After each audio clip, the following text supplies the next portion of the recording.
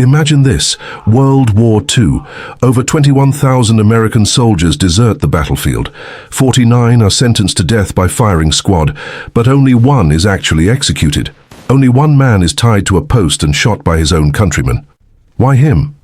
Why a 24-year-old kid from Detroit who never fired a single shot at anyone?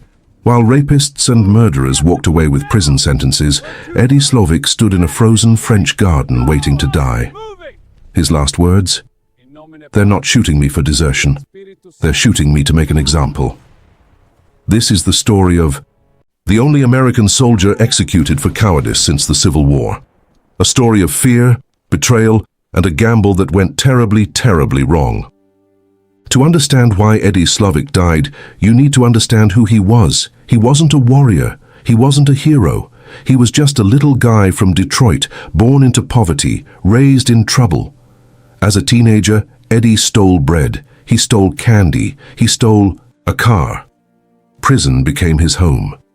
But inside those walls, something changed. He learned plumbing. He learned discipline. When he got out, he met Antoinette, a woman older than him, a woman with a disability who loved him unconditionally. For the first time in his life, Eddie Slovik was happy. He had a job, a wife, furniture bought on credit. He wrote in his diary, "I am the luckiest guy in the world." But the world was at war. In 1944, the United States Army was desperate. They needed bodies to throw against the German war machine. Criminal records didn't matter anymore. Eddie Slovik was drafted. He was terrified. He told Antoinette, "I can't go, I can't kill anyone, I'm scared of guns." But the army didn't care about fear. They gave him a rifle, put him on a ship, and sent him straight into hell, the Hurtgen forest. August 1944.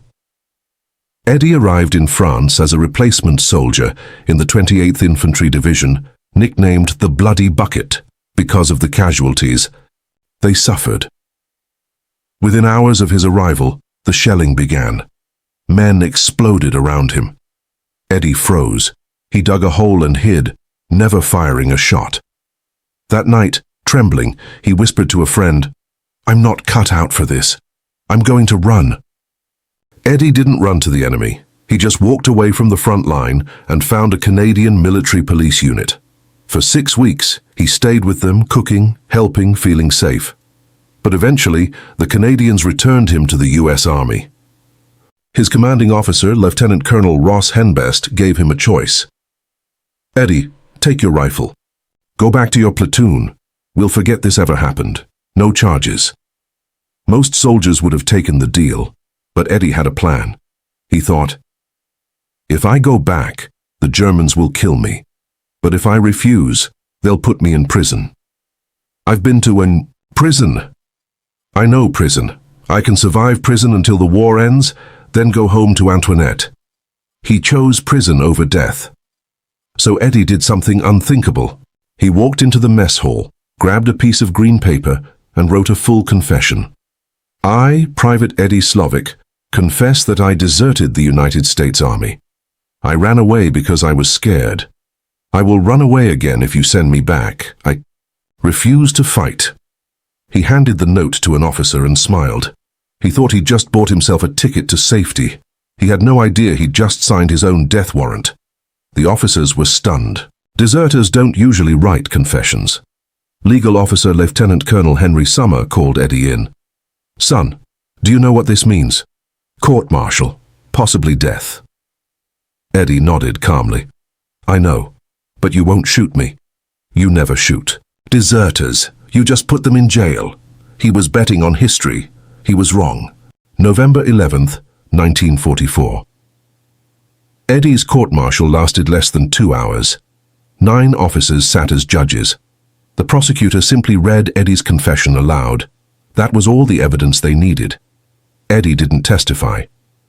He stood there silently thinking, "Just give me 20 years in prison and let me leave."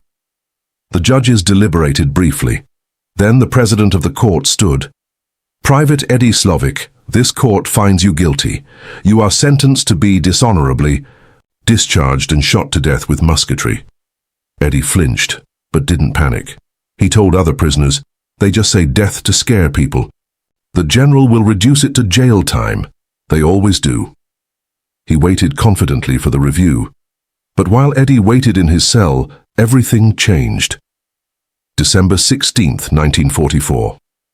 The Germans launched the Battle of the Bulge. Thousands of American soldiers were killed. Panic spread. Men were deserting by the thousands. Discipline was collapsing. General Dwight D. Eisenhower, sitting at Supreme Headquarters in Paris, was stressed and furious.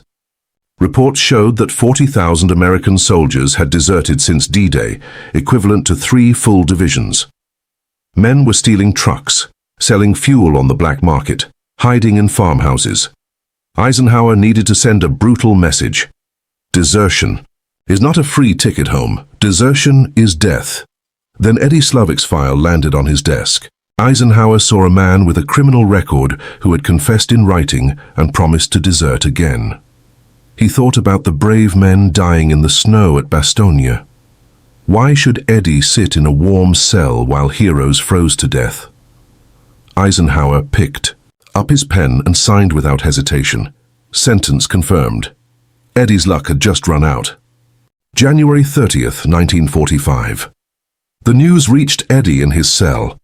"The general has confirmed the sentence. You will be shot tomorrow morning." Eddie collapsed, crying, "No, I didn't kill anyone. I didn't rape anyone. I just ran away." His gamble had failed catastrophically. Father Carl Cummings stayed with him through the freezing night. Eddie sobbed about Antoinette. "What will she do? She needs me." The priest gave him whiskey to calm his nerves. Eddie drank and said bitterly, "They're shooting me because I have a criminal record. If I was a nice farm boy, they wouldn't do this." Morning, January 31st. Military police cut the buttons off Eddie's uniform, a symbol of dishonor. They marched him into a snow-covered garden surrounded by high stone walls. 12 riflemen from the 109th Infantry Regiment stood waiting, pale-faced and trembling. They didn't want to kill an American. Eddie was tied to a post, a belt wrapped around his knees so he wouldn't slump. A doctor pinned a white target over his heart, right over the pocket where Eddie kept Antoinette's picture. Father Cummings prayed. Eddie whispered, "Okay, Father, I'm ready." A black hood was pulled over his head. Major Cases gave the order. "Ready, aim, fire." 11 bullets struck Eddie Slovik. One soldier had been given a blank, so no one knew who killed him, but one soldier missed intentionally. Eddie's body jerked violently. Smoke filled the garden. The doctor rushed forward, pressed his stethoscope to Eddie's chest and looked up in horror. "He's not dead." His heart was still beating. He was choking on his own blood. The firing squad reloaded with shaking hands, fumbling with their rifles in a nightmare scenario. Finally, the doctor said quietly, "Never mind. It's stopping." Eddie Slovik's heart faded into silence. He was dead. The only American soldier, executed for desertion since 1865. The army buried him in a secret cemetery in France, specifically for murderers and rapists. They put only a number on his grave, Plot E, Grave 65. No name. The cruelty didn't end there. They didn't tell Antoinette the truth. She thought he died a hero in battle. When she applied for his $10,000 insurance, the army denied it. She spent years fighting to learn the truth. When she finally discovered he'd been executed, she was broken. She begged presidents to bring his body home. They all refused. Antoinette died in 1979, never seeing her husband's grave. It wasn't until 1987, 42 years later, that President Ronald Reagan authorized Eddie's return. He was finally buried next to Antoinette in Detroit. Was Eddie's execution justice or murder? Did killing one terrified kid stop desertion? Historians say no. Desertion continued until the war's end. Eisenhower was a great man, but in this moment he chose statistics over humanity. Eddie Slovik's last words haunt us still. "They're shooting me for bread I stole when I was 12. What's your verdict? Justice or murder?" Drop your answer in the comments. And if you want more untold stories from World War II, hit that subscribe button. We don't hide the hard truths.